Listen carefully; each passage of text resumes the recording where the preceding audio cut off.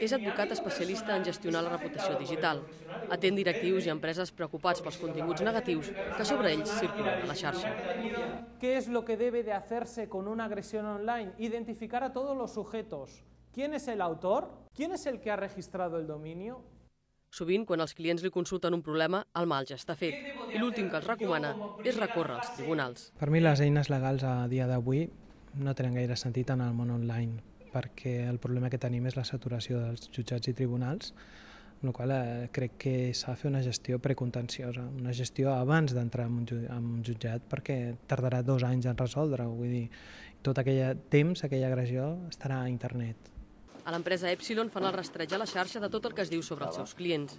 Així és com va afectar a diferents empreses cosmètiques la polèmica a les xarxes socials sobre la retirada de publicitat al programa La Nòria. Les crisis s'han de prevenir prèviament, perquè és que si no, d'internet salta ràpidament a la premsa offline i als medis de comunicació, i això pot ser molt greu i els costos després poden ser bastant importants.